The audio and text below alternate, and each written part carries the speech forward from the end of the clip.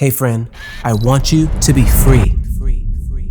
But not just free from anything. I am inspired and passionate about helping you get out of your own way. And this requires you quit certain habits and avoid doing certain things that are keeping you stuck. And today we're going to focus on the things that keep you broke. In the past few years, we have seen prices rise and debt increase across the world and in a major way in the United States. Well, pay close attention and silence all the noise, as I intend to give you 5 things to stop doing so that you don't stay broke. Before I really break into this, understand this right now, that money is the answer to all things. I know it's not fun to hear or even know, but I'd rather know that and make some changes than to be naive. This is very important. Why? When you want to decide what city, country, or house you want to live in, how much money you possess will be a pivotal factor. Having money can decrease stresses from bills, health, relationships with your friends, family, and much more. You get the opportunity to live in a nicer house, have better safety for your family, quality education, great vacations, and more importantly, a level of self-respect that we all need a lot more of. Let's get into it. Stop letting your eyes do the buying. You've heard the saying, their eyes are bigger than their stomach. Well, the same can be said about the wallet. Too many times we are online or out and we are just impulse shopping. When you are consuming, you are losing. You are losing resources, time, hard work for what you did to earn that dollar. Instead, take a breath and appreciate the item that caught your attention.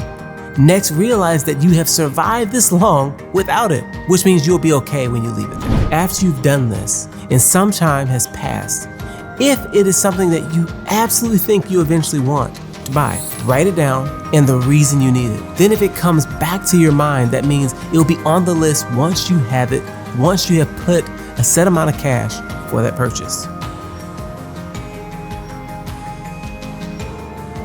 Believe that you are worthy of wealth. This is so crucial, and I can't express the importance enough.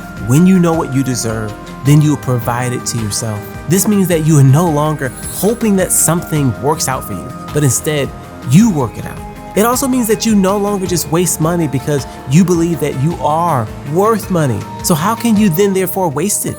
The body follows the heart, mind, and soul. Once you set your sights on an objective for yourself or an idea of yourself and what you believe belongs to you, then the world will align with your belief. Believing this way also counteracts the self-limiting beliefs and habits that show an outwardly expression of what you don't deserve. And that brings me to stop paying yourself last. When you're on a plane, the flight attendant says to you to put your mask on before you help anyone else. Why?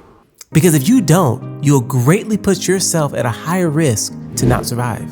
And so many of us do this by paying for friends or family at any instant. You get paid and will send that money right back into the world, leaving your pockets empty and your accounts hollow. This will not assist you in moving in the rich direction, but instead will keep you in a vortex of want and need.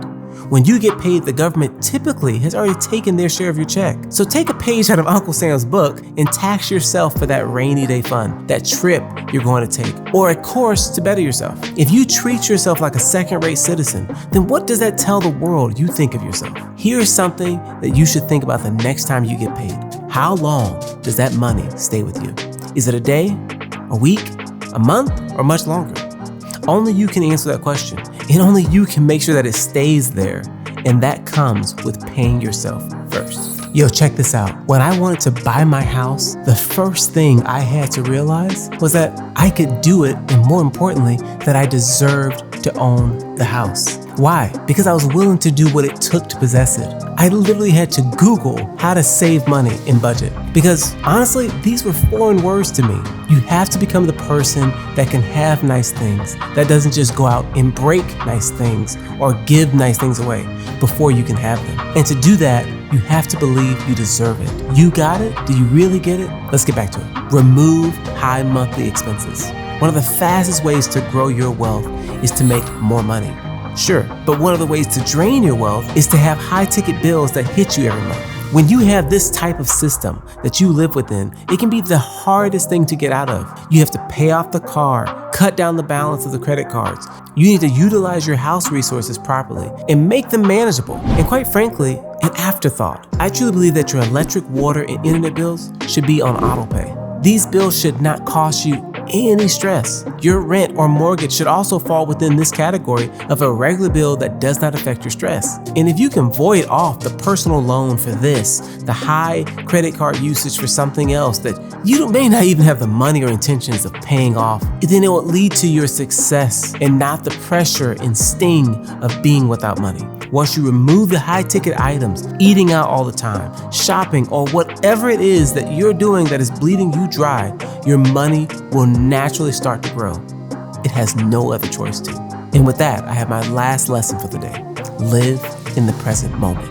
You have to realize that your problems are not just going to go away without your input. I'm telling you, only you can save yourself. I know that may not be the nicest thing you've ever heard today, but believe me, it's the truth. If you choose to ignore your debt, irrespective of the weight, stress, and strain it puts on you, your financial future will suffer for it. Instead, come up with a plan of how you will govern yourself with respect and accountability, understanding that tomorrow is promised to no one. So why not live today the best way you can? And that is with self-love. And when you embody this love, it will allow you to be present, to appreciate who and where you are. Only then can you take ownership of your situation right in your hands and change it.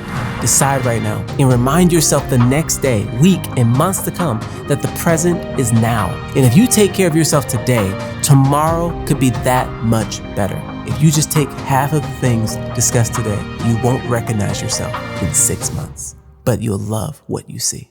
I believe in you. Stay in the light.